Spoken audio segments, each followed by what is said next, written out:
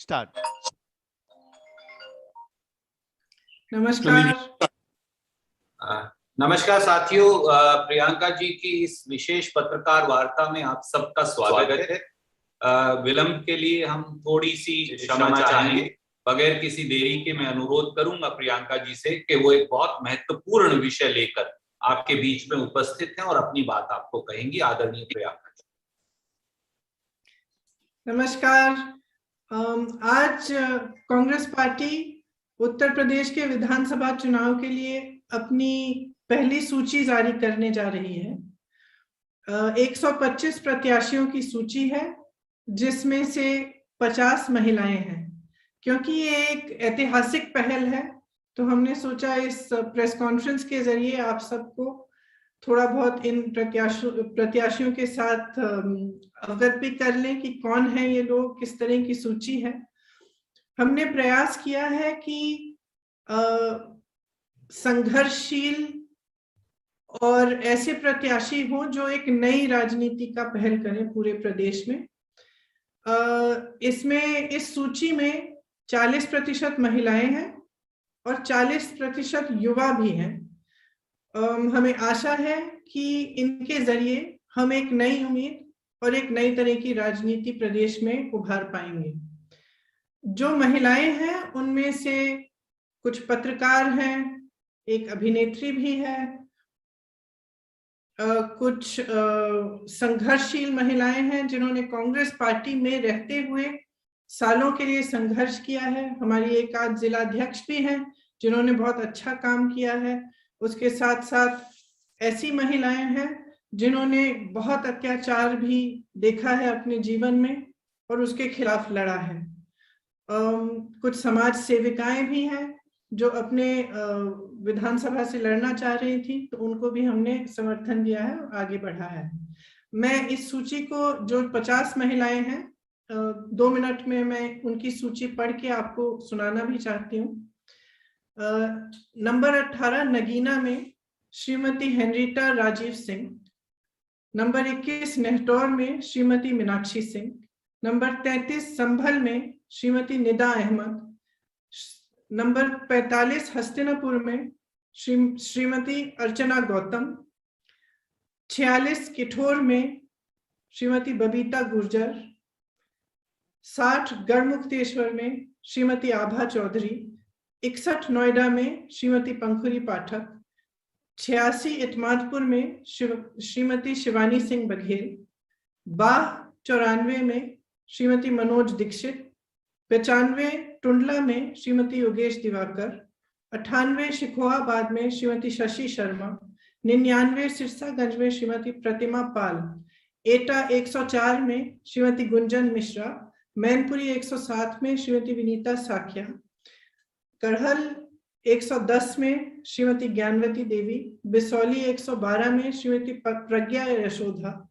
बदायूं 115 में श्रीमती रजनी सिंह। बहेरी 118 में श्रीमती संतोष भारती। बरेली कैंट में 125 में श्रीमती सुप्रिया एरन। जलालाबाद 132 में श्रीमती गुरमीत कौर। पोवाया 134 में श्रीमती अनुज कुमारी। शाहजहांपुर 135 में श्रीमती पूनम पांडे। मोहम्मदी 144 में श्रीमती रितु सिंह। सीतापुर 146 में श्रीमती शमीना शफीक। बांगरगांव 162 में श्रीमती आरती बाजपाई। मोहन 164 में श्रीमती मधु रावत। उन्नाव 165 में श्रीमती आशा सिंह। लखनऊ सेंट्रल 174 में श्रीमती सदफ जफर।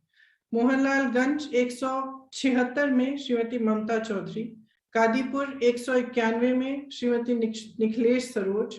फरुखाबाद 194 में श्रीमती लुईस खुर्शीद। औरैया 204 में श्रीमती सरिता दोहरे। बिल्हौर 209 में श्रीमती उषा रानी कोरी। कालपी 220 में श्रीमती उमाकांति। ओरई 221 में श्रीमती उर्मिला सोनकर खाबरी।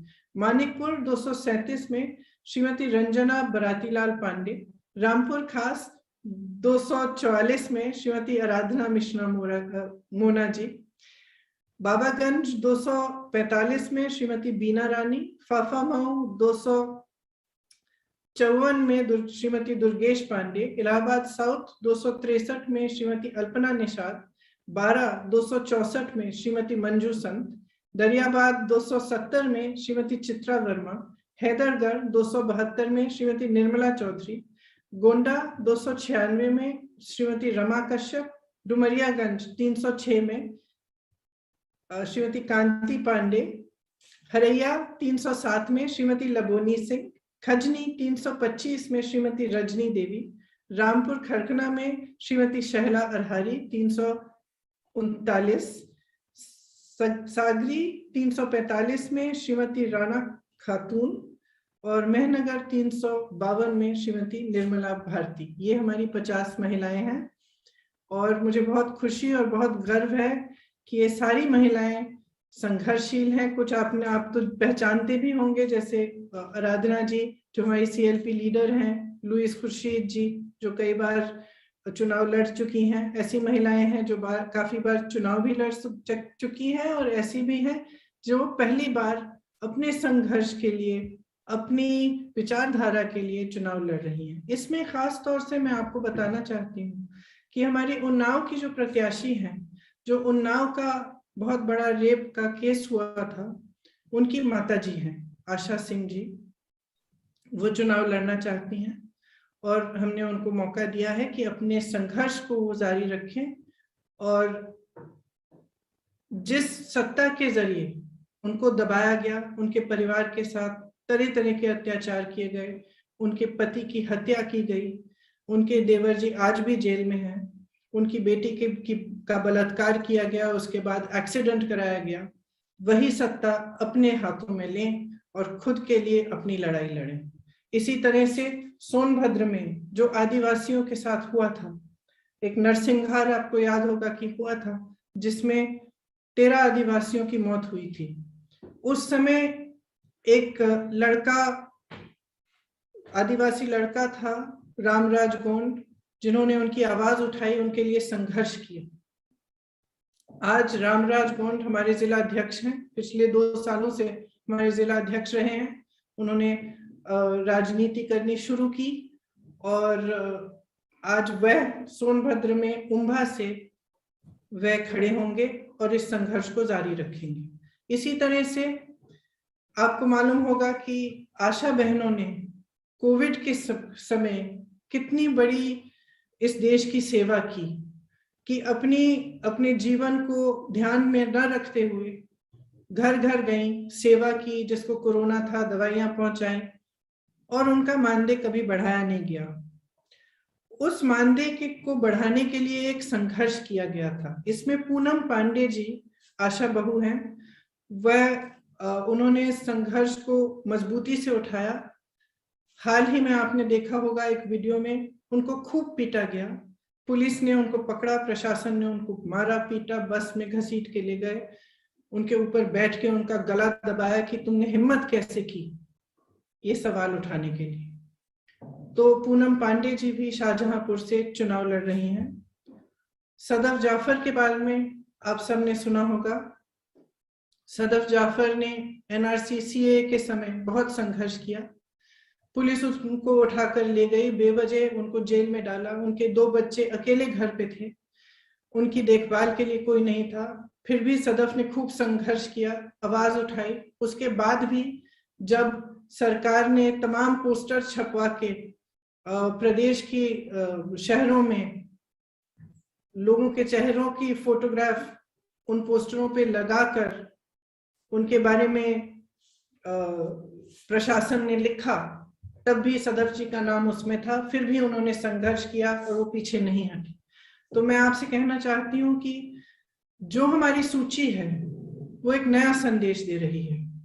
वो ये संदेश दे रही है कि अगर आपके साथ अत्याचार हुआ तो आप में ये शक्ति है कि आप अपने हक के लिए लड़ो, और उत्तर प्रदेश में कांग्रेस पार्टी आपको ये शक्ति देगी, आपका समर्थन करेगी, हर तरह से आपकी मदद करेगी ताकि आप अपनी लड़ाई लड़ सके, राजनीति में आए, सत्ता अपने हाथ में लें और अपने हक को खुद मांगे। तो एक छोटा सा वीडियो भी है, कुछ प्रत्याशियों पे, वो मैं चाहती हूँ कि आप सब एक बार देख लें, उसके बाद मेरे से जो भी सवाल हैं वो आप कर सकते हैं। शुक्रिया Priyanka ji, can you play the video? Yes yes.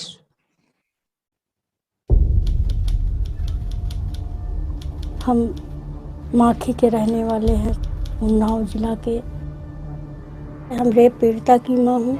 आओ, मेरे पति के साथ मारकूट किया था सर। हम घर से खींचते हुए मारते हुए ले गए सर। ये अपने नीम के पेड़ में बांध करके उनके बहुत तरह से मारा सर। अरे अपने पापा का मुंह तो देखते, हमारे पापा तो चले गए। ये नौकरी का झांसा देके सर, तो लड़की को मेरे फिर बाद के किडनैप करा लिया सर।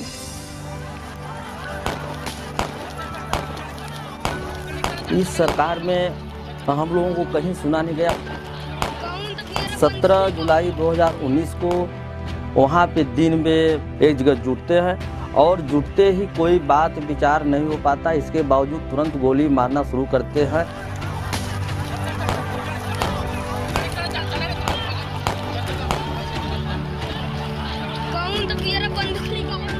5-6 लोगों की तुरंत वहाँ पे मौत हो गई।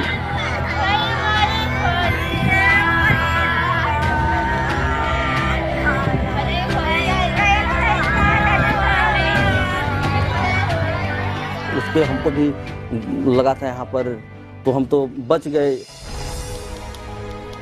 जैसे ही मैंने ये चीज़ कही है कि लिखित में मुझे ऑर्डर दिया जाए, तो वो तुरंत ही मेरे ऊपर से मारपीट होने, लात जूते घूंसे इतनी बर्बरता हुई है। उसके बाद बस में ले जाकर के मुझे इस तरीके से पीटा है जैसे जानवरों के साथ भी कोई सलूक नहीं करता है।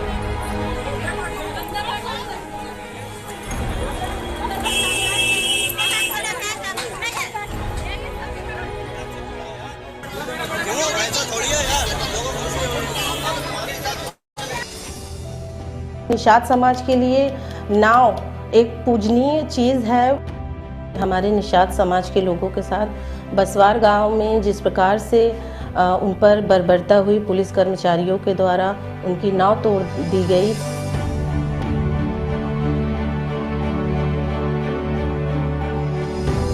महिलाओं ने बताया कि जिस प्रकार से पुलिस ने उनको बर्बरता से मारा है, उनको पीटा, उनकी नावें तोड़ दी, जला दी।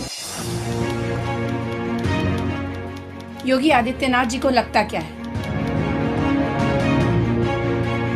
कि वो हम पे मुकदमे लगाएंगे, हमें जेल भेजेंगे, सरेआम चौराहों पे हमारी होर्डिंगें लटकाएंगे और हम डर जाएंगे? मुझे आशंका थी कि मैं नामांकन भरने जाऊंगी तो भाजपा के गुंडे मुझसे बदतमीजी करेंगे और मुझे मार भी सकते हैं।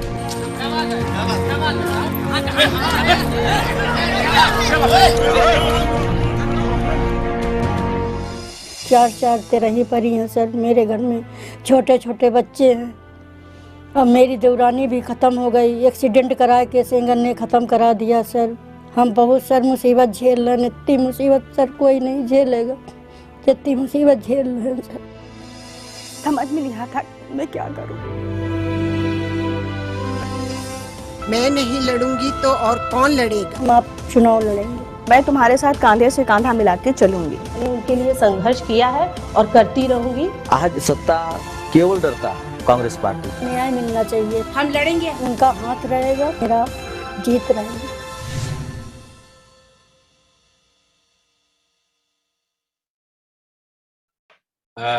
शुक्रिया साथियों, शुक्रिया प्रियंका जी। एक नई आवाज, एक नए रास्ते, राजनीति में एक बिल्कुल नई शुरुआत, उन सब की आवाज बनना जिनकी आवाज कोई नहीं और उनको आवाज देना। आपने ऑलरेडी अपने सवाल के लिए अलग अलग साथियों ने हाथ खड़े किए हैं।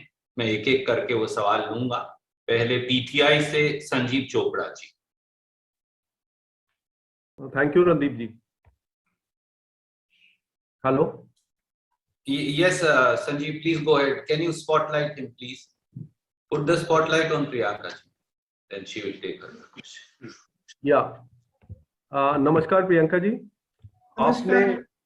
आपने 125 प्रत्याशियों की आज लिस्ट जारी करी जिसमें 40% महिलाएं हैं। मैं जानना चाहता हूं, काफी महिलाएं जो हैं जिन्होंने संघर्ष किया है। तो मैं जानना चाहता हूं कि मतलब इनको जो बाकी काफी तो हैं प्रोमिनेंट, लेकिन 160 आपने करनी है टोटल, 400 160 से ज्यादा जी। तो क्या इनको इनकी जीतने की क्षमता को देखते हुए ये इनको मतलब कॉन्टेस्ट में लाए हैं या प्रतिज्ञा पूरी करने के चक्कर में? और एक और बात पूछना चाहता हूं that the poll contest in the UP in Uttar Pradesh is emerging as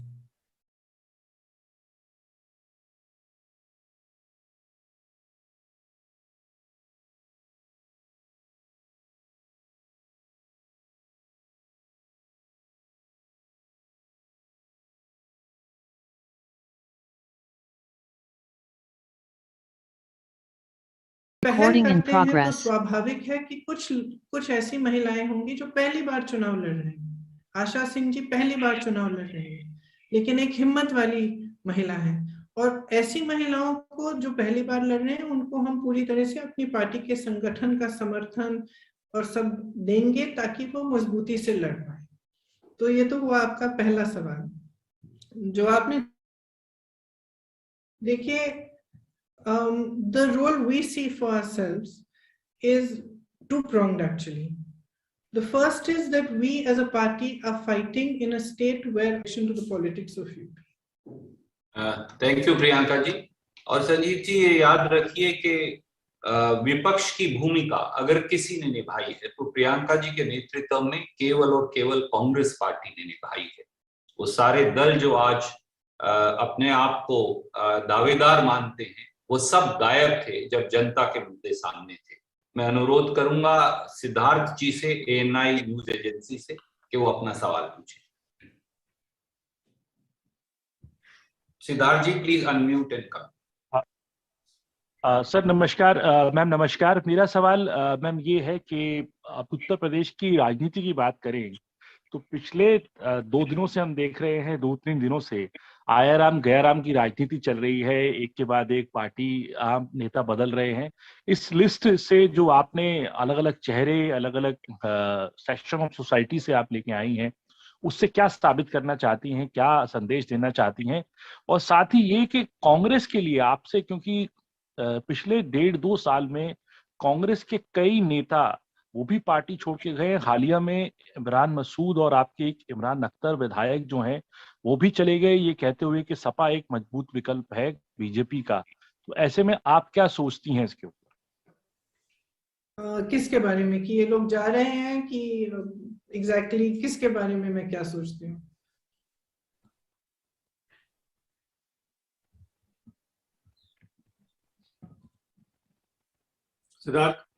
Siddharth, can you hear the question? I think. Achha, I'll just answer according to what I've understood the question is. देखिए, अपनी सूची से हम क्या संदेश देना चाहते हैं? हम ये संदेश देना चाहते हैं कि राजनीति का असली मकसद जो है सेवा है। राजनीति में जो लोग आते हैं उनका मकसद यही होना चाहिए। ये सही है कि काफी हद तक ये बदल चुका है, लेकिन हम एक बार फिर उसको बदलना चाहते हैं और एक नई राजनीति सामने लाना चाहते हैं। ये हमारा संदेश है। हमारी सूची में कुछ हमारे पार्टी के कार्यकर्ता ऐसे हैं जो बार बार चुनाव लड़े हैं, जो मजबूत कार्यकर्ता हैं, कुछ लोग हो सकता है बाहर से भी हैं। तो एक मिक्स्ड लिस्ट है। आपने आया राम गया राम की बात की, ये हर चुनाव में हमने देखा है, हर पार्टी में देखा है। कुछ लोग आते हैं, कुछ लोग जाते हैं, कुछ लोग घबरा जाते हैं कि हो सकता है कि उनको लगे कि हम यहाँ से नहीं जीतेंगे, वहां चले जाएंगे। ये बहुत होता है, हर चुनाव में होता है। मुझे नहीं लगता कि ये एक ऐसी चीज है जिससे किसी भी पार्टी को घबराना चाहिए। मैंने पहले भी कहा है कि जो हमारा संघर्ष है वो एक ऐसा संघर्ष अभी इन परिस्थितियों में है जबकि इसके लिए बहुत हिम्मत की जरूरत है। हाँ, जब हमारे साथी जाते हैं दुख होता है, प्रयास रहता है कि साथ रहें, लेकिन अगर वो ऐसा निर्णय करते हैं कि किसी और पार्टी से लड़ना चाहते हैं तो एक तरह से हमें लगता है कि जो हम संघर्ष कर रहे हैं उससे वो पीछे हट गए, क्योंकि हमारा संघर्ष एक बहुत ही बड़ा संघर्ष है, एक विचारधारा का संघर्ष है और इसमें हमें मजबूती की जरूरत है, साहस की जरूरत है। Thank you, ma'am. I'll go to Aaj Tak, Supriya Bhardwaj ji from Aaj Tak. Please ask your question.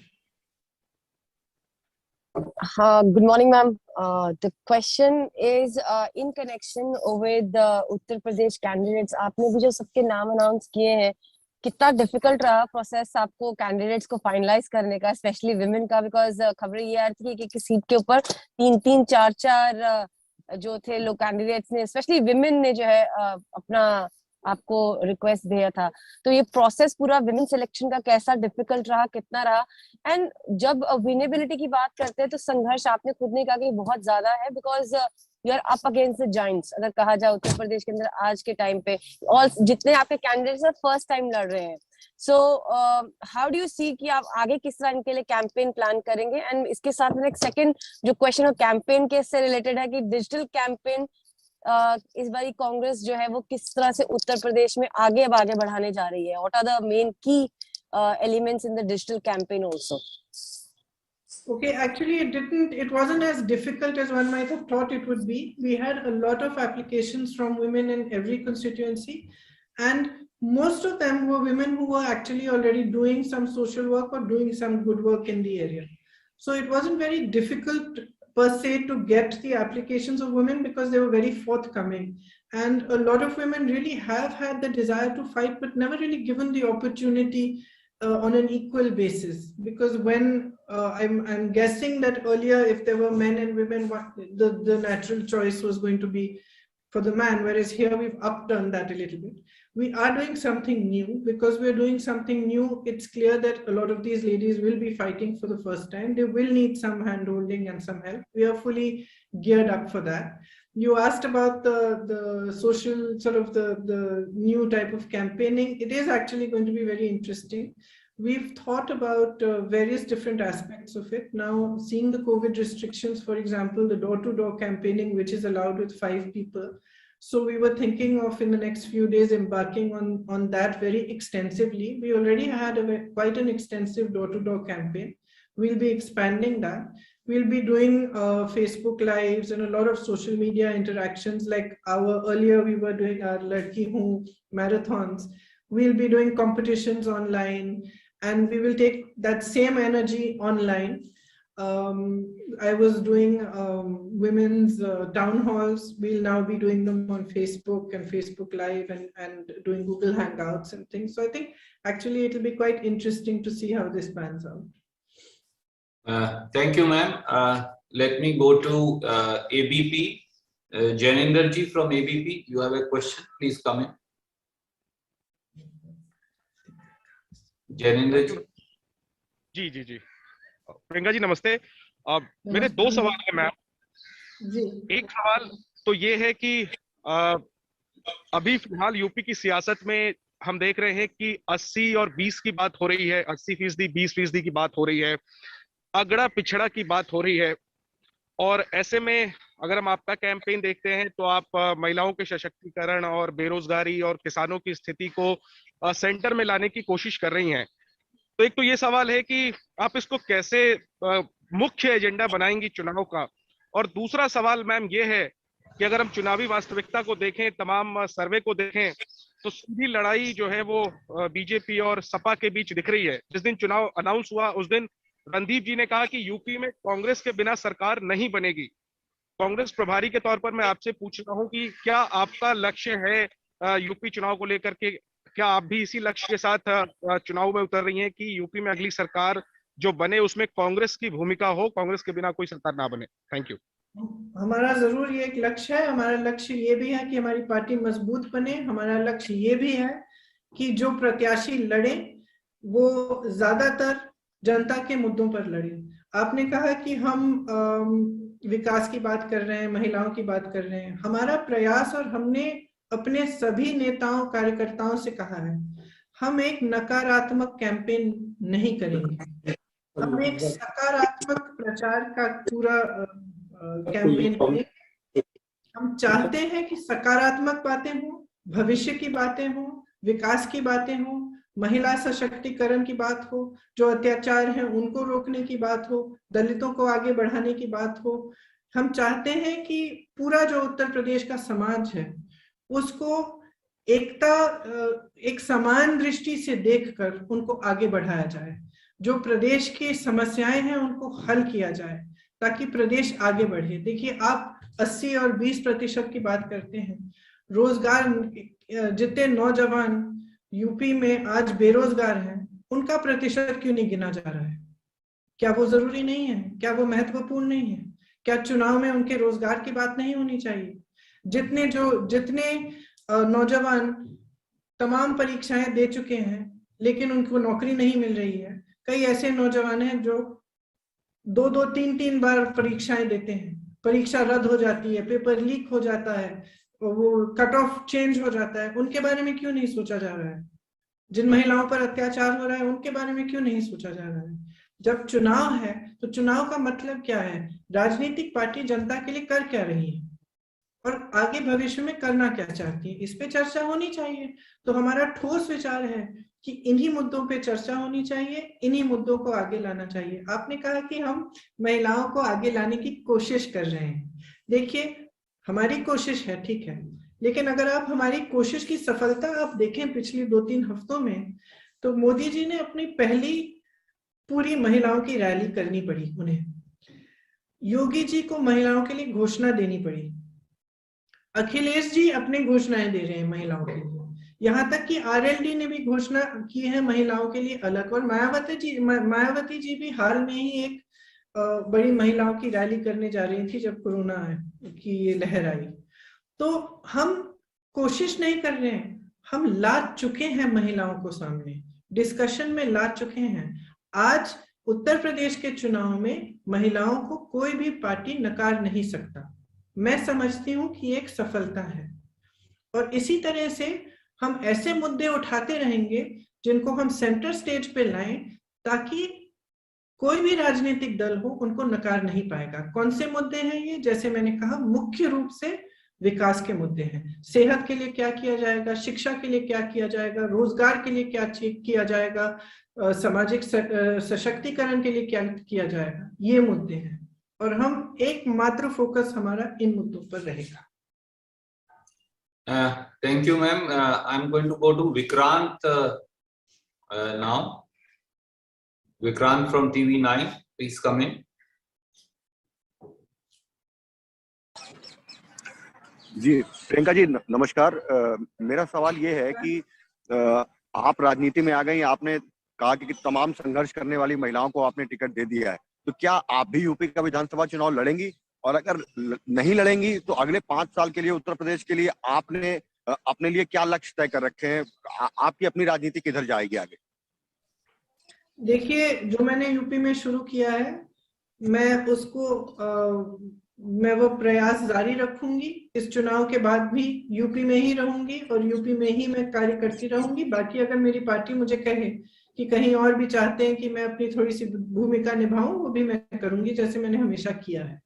तो मेरा प्रयास यही है कि मैं यूपी में जो अपनी पार्टी है उसको मजबूत करके आगे बढ़ाऊं ताकि जो जनता के मुद्दे हैं उनको ही उठाते हुए एक नई राजनीति बने। Thank you, ma'am. May I just go to Sandeep? You don't try to have 40% for women in these press conferences. Yes, we will make sure, ma'am. I'll try and do that actually because there was another delegation of the Election Commission. So I'll very quickly try and wind up also. Sandeep ji from the Hindu. And we'll keep that in mind always now.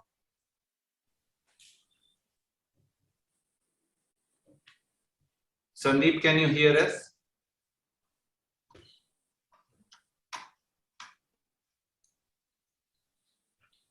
I think he's not here. So Raman from News 24, ma'am. Ramanji, News 24 say he's been raising his hand he was the first one to raise his hand.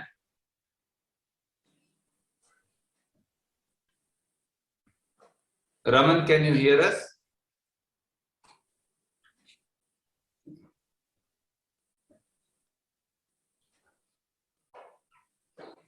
Sandeep is here. He's raising his hand. Can you please unmute Sandeep? He's here. Sandeep Fukan from the Hindu. Unmuted, but he's not speaking. No, he's not unmuted. Please unmute him. He's waiting to ask the question. Yes, Sandeep, you are unmuted now. Go ahead. Sandeep Fukan from The Hindu, go ahead, please. No, we cannot hear you. Connection issue. Okay. Do we have... just write his message and his question in the chat. Yes, we'll do that. Can we have Anjali Ojha from UNI? She has been waiting. Anjali, please go in. Please unmute, Anjali. Hi, ma'am. Ma'am, you just talked about the way the issues that are being raised in UP politics and how Congress is trying to bring it back to issues that matter.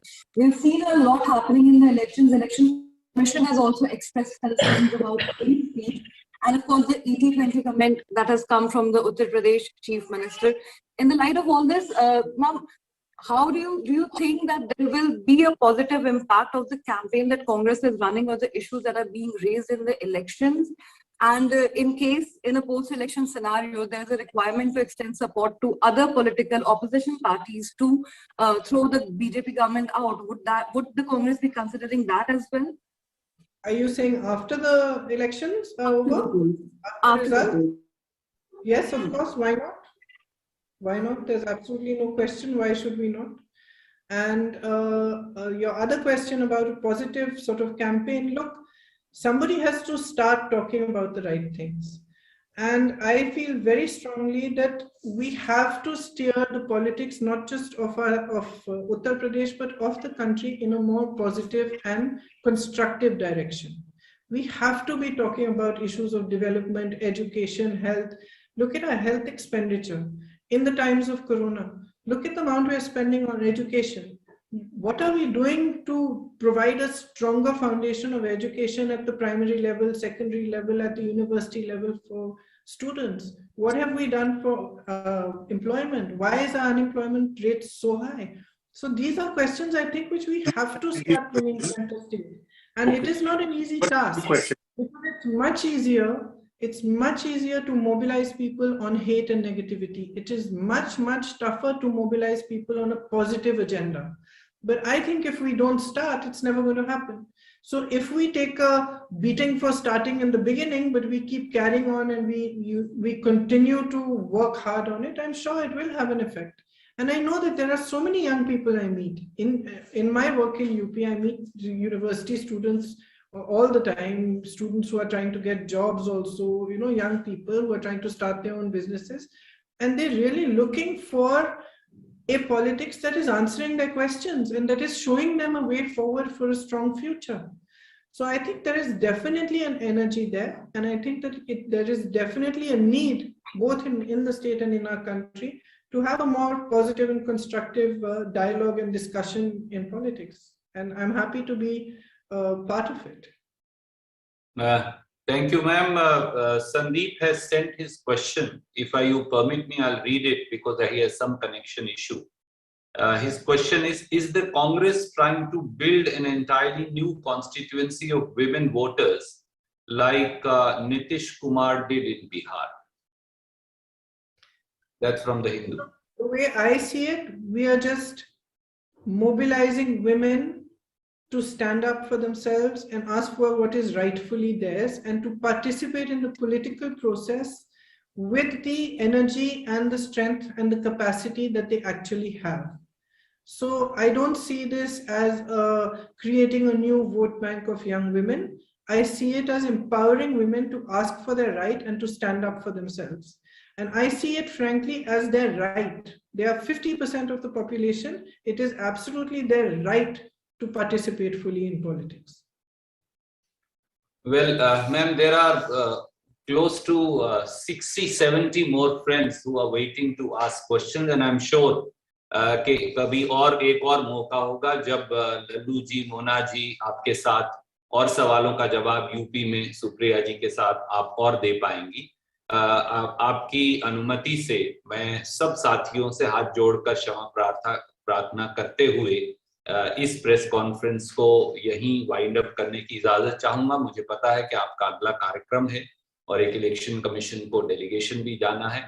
बहुत बहुत आपका प्रियंका जी शुक्रिया, लल्लू जी का, मोना जी का, और सब साथियों का और सब पत्रकार साथियों का बहुत बहुत शुक्रिया। नमस्कार। Thank you very much. Thank you.